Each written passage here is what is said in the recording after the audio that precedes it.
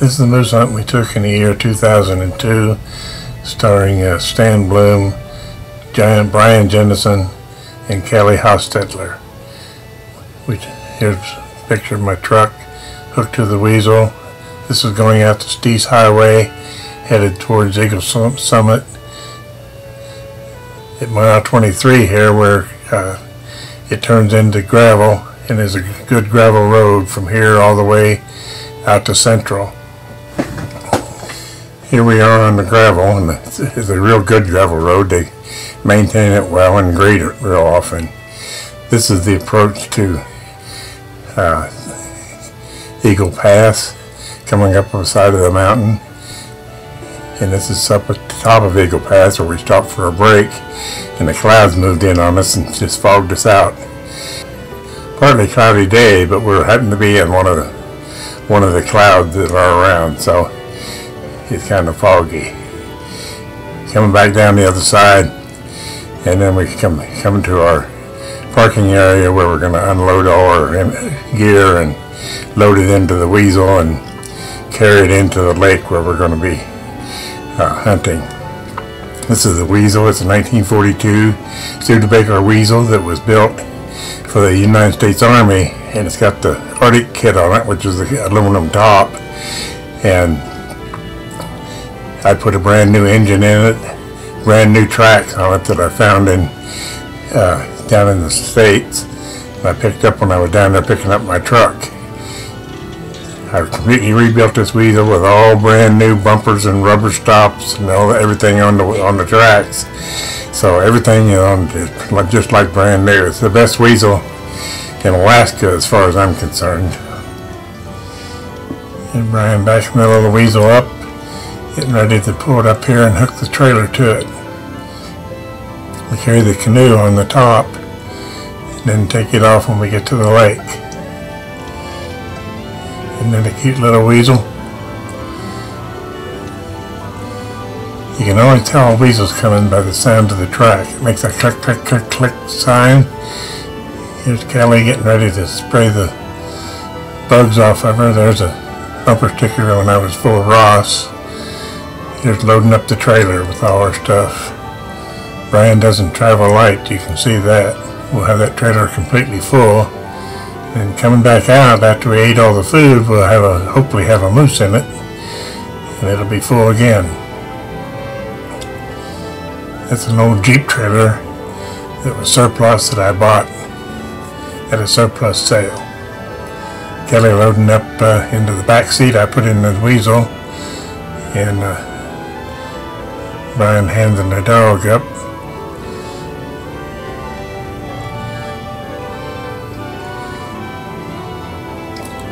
Here we are. I've walked ahead here, and we're going down the trail, and you can see that grass has grown up in the trail, which means there's not been anybody in here this year, which that's good. We'll be the first ones in, set up our camp, have everything ready for tomorrow, which is the beginning of moose season, 1 September. Alaska has their moose season real early because September is one of the last months of the fall, and what you can call fall in Alaska. And then in October it snows, and the snow comes to stay. Here we are going down the trail. Brian will stop, pick me up, and then we'll go in there for another 2.5 miles. Here's one of the mud holes on the trail where the trail is filled up with water. We just had a bunch of rain in September or in August, and the trail's pretty wet. And you can see all the grass that grows up in the trail during the summer. Here's Brian driving the weasel, Kelly and the dog in the back, the trailer coming along behind that. Another muddy area. This is coming across the thing right to the lake, and there's a muskeg here, which is a floating mat of grass on top of water. It's hard to tell how deep the water is underneath the grass, but it's just a floating mat of grass, and if you break through it, you're in big trouble. So we kind of stay to the side of it where things are growing and try to keep from breaking through. And this is right here is where you launch the boat to go out into the lake. Here we are parked. Brian's going back to pick up a trailer. We have another canoe that we keep there that we use for our cargo canoe. This is unloading all the stuff, getting ready to load it into the boat to take across the lake. Again, we're not traveling light. This is our canoe, the Coleman canoe that we used to hunt out of with the motor, and then the other canoe we just use for a cargo canoe. And you'll see how useful it is a little later on. This is looking out across the lake, the beginning of the lake, and then this is the big lake. It's probably a mile across this lake. There's an old cabin there on an end-in allotment. This is our tent frame that we built out there a couple years ago, that we just put our wall tent right over it. And here comes a dog checking out, see if there's any bears around. Kelly cleaning out our tent frame. And this is a tent set up over the frame.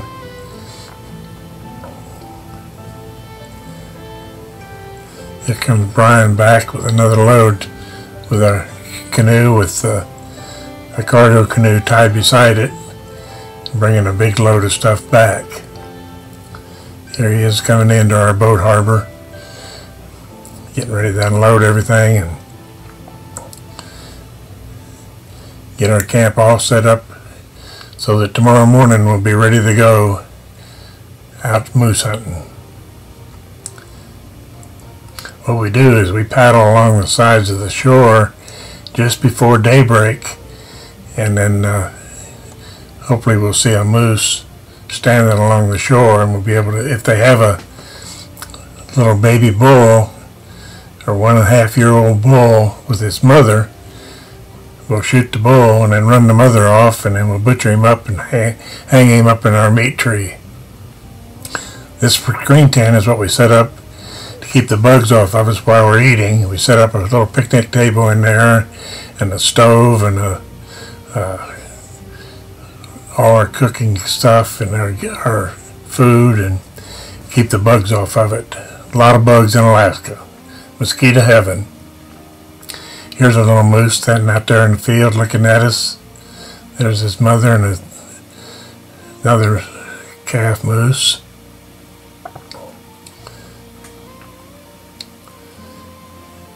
These moose will usually let you just paddle right up to them if you don't make a big commotion or a lot of noise and scare them off. They'll just let you paddle right up to them. Of course, you can paddle up there close and then shoot them. There's a little bull. That's what we're looking for. A little bull like that that's still with its mother after 18 months. They're almost the same size as their mother, and they bring about 1,000 pounds of meat on the hoof, and then by the time you butcher them out, you get about 500 or 600 pounds of processed meat. This is looking out across the lake. There's a couple more moose out on the island. They like these little reeds. Whatever these reeds are that grow on these islands, they just love them. And they'll swim out there and just to get to these reeds. This is the cow and the little calf. There's a flock of geese going over. There's a lot of geese and ducks and swans out on this lake. There's another moose. A couple moose there. There's probably about 50 cow moose that stay around this lake all year long. And then in the wintertime, the bulls come down and breed with them. But during the hunting season, there's still these cows and some of their yearling calves or 1.5-year-old calves that stay with them. And if one of those is a little bull, they'll have small horns on them on their second year of life, and that's the ones we're looking for. Them young bulls are some of the best eaten and the tenderest meat you can find. I haven't bought beef for so long, I'm not sure what beef even tastes like anymore, because I love moose meat and I eat a lot of it. I couldn't see his head. And I said, well, there's his cattle up this way. Those two would come out. And as soon as we rounded the corner, I looked back and I saw him. This is after we shot the moose. It's laying down there and staying in the water. And Brian's waiting out to make sure that he's dead.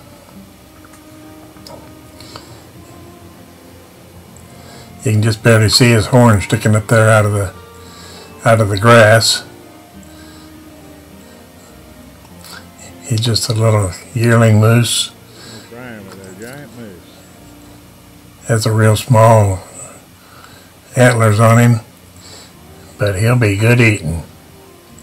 Now what we got to do is figure a way we're going to get him out of there to butcher him, because you can't butcher him standing out there and knee deep in water and muck. So what we're going to do is we're going to get our cargo canoe, turn it up on its side, roll the moose into it. There's a couple swans out there. We roll the moose into it, and then we bail the water out of the canoe and float the moose back to camp, where we can butcher him and up on the shore where it's clean, and get him hung up, put him in meat bags and get him all hung up.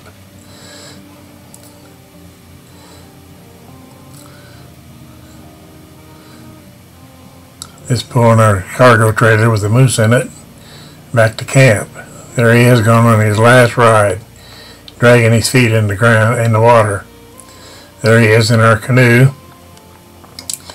And now we'll take the winch and pull him up on the shore and butcher him up here on the dry ground. A lot easier to do when you're not standing knee deep in water. We got a little chainsaw winch that we hook to a tree, and it'll pull these big heavy loads right up out of the water. As I say, a moose probably like this probably weighs 1,000 pounds. And this is pulled him right up beside our meat tree, and that's where we're going to butcher him. Here he is laying there, and we'll turn him up on his back here and split him down the middle, and then undress him.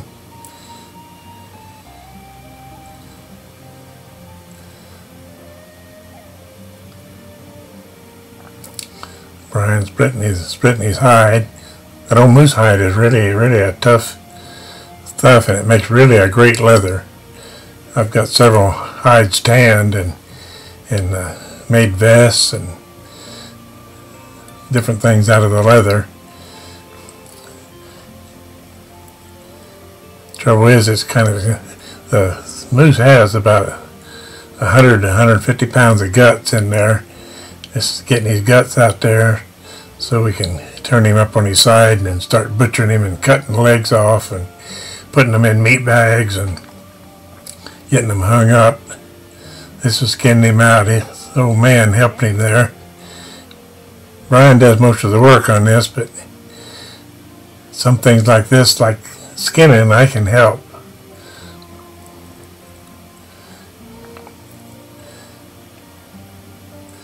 Brian's been really good about taking me hunting the last 10 or 15 years since I got disabled. I can walk, but I can't walk very far. And me and Brian have been hunting together for 20 years. I consider him the best friend I ever had in my life.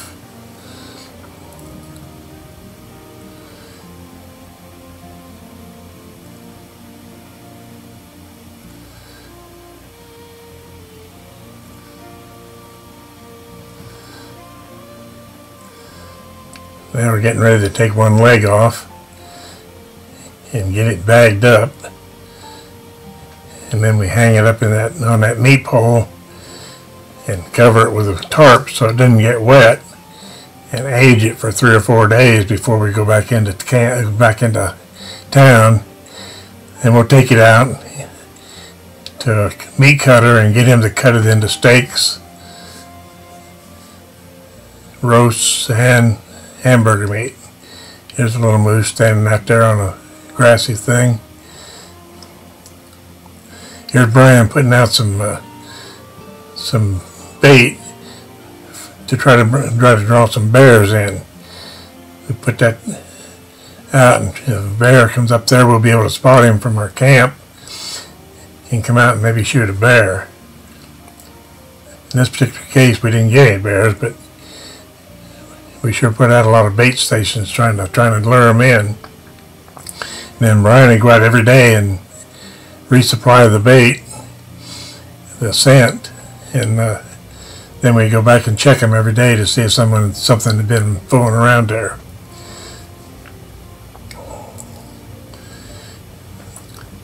Being we've already got our moose, we got all this time to spare and fool around out there, so we did a lot of things like bear hunt. We always go fishing and try to catch a bunch of those. There's loads and loads of pike. There's our tree stand up in a tree there on the tree. This is coming back into camp. This is in the evening. This is going down one of the creeks there that supply the lake.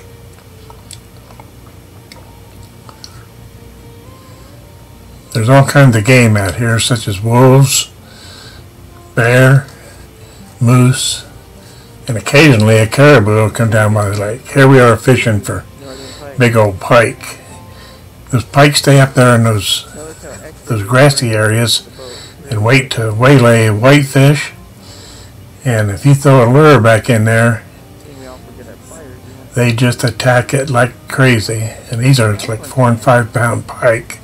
Really good eating, but we mainly don't eat them. We turn them back loose and catch them again the next year. Brian has caught 10 and 12 pound pike out of this lake. I've never got one that big. I'll get 5 and 6 pounders all the time though. Kelly casting back there trying to find a pike.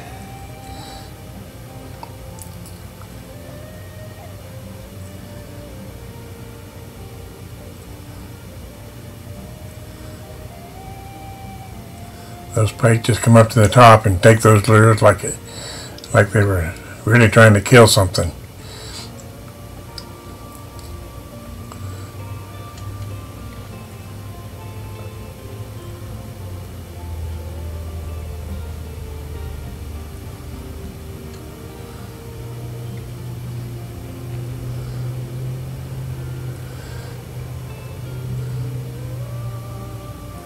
I was hoping Kelly would get one there that you can see it come up and take it.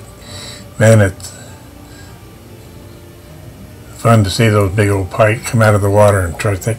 Here's an eagle sitting there watching us see if we catch any fish. And the view across the lake. There's a cabin across there that 2 old guys own that they built years and years ago. And when we first started coming out here, they were here every year. And we would watch how they hunted this lake, and then we learned how to do it from them. And now we're the main hunters on this lake. They come out once in a while, but they're not here this particular year.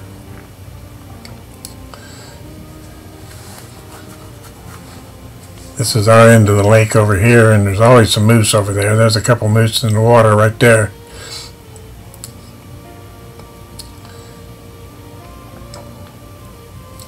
Cow and a calf. It looked like this year's calf, which is about 6 months old. They grow fast. There's a lot of food out here for them, and they really grow fast and get nice and big and fat moose. Them cows, which you can't shoot, but those cows are good eating, and they're always big fat cows. Some places they have a cow season in Alaska, but not here in this particular lake that we hunt. There's a little massive moose, has a little white spot on him.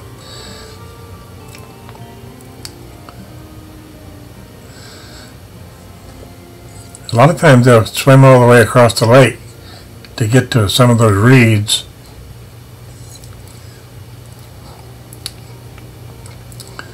Here's another moose.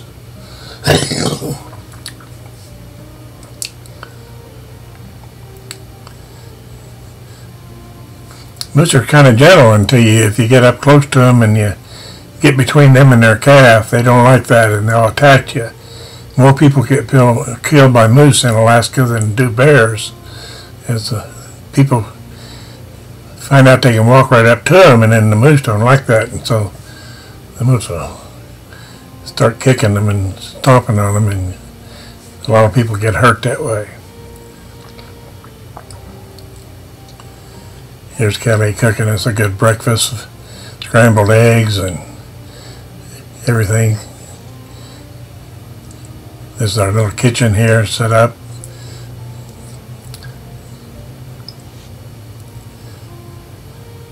Inside our screen tent, and that keeps the bugs off of us. And there's Brian adjusting our tarp that we keep over our moose meat so that we don't want it to get wet, but we don't want it to get too hot either.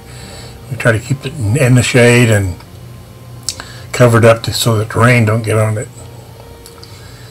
This is putting our stuff back underneath the tent floor.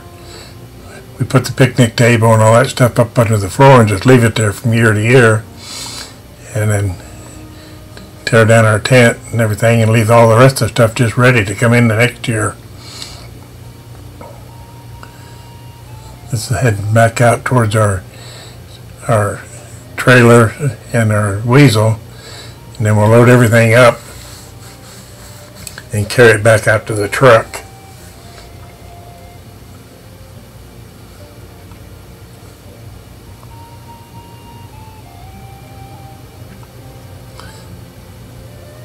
It's a beautiful lake. This is coming back into our weasel. You can see our weasel and our trailer there.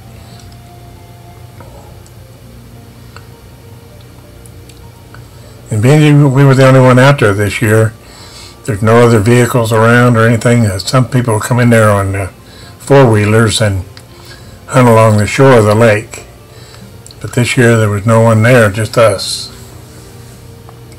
Nice to have a great big lake like that all to yourself and never see another soul for 10 days. See lots of moose, once in a while a bear, and at one time we had a wolf come in and checked out our tent, and Brian tried to shoot him with a pistol right through the screen door, but he missed him. But at night you hear wolves howling all around this area. This is back in the weasel. Here we are, headed out to camp, across the muskeg area, back into the trail.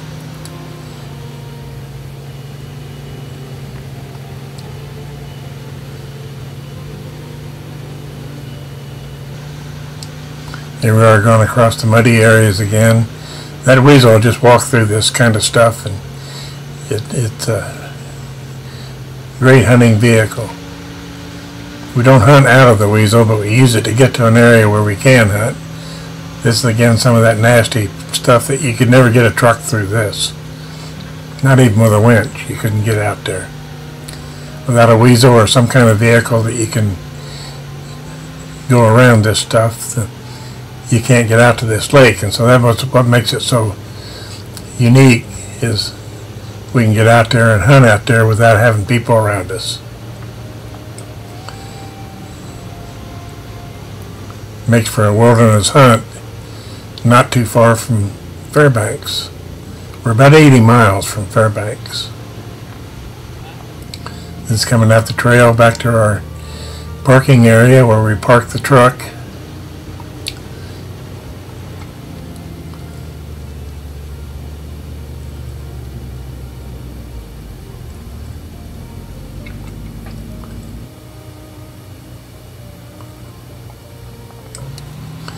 There's a little weasel. We got the trailer all loaded up. This is loading the weasel up onto the trailer. Get it all tied down.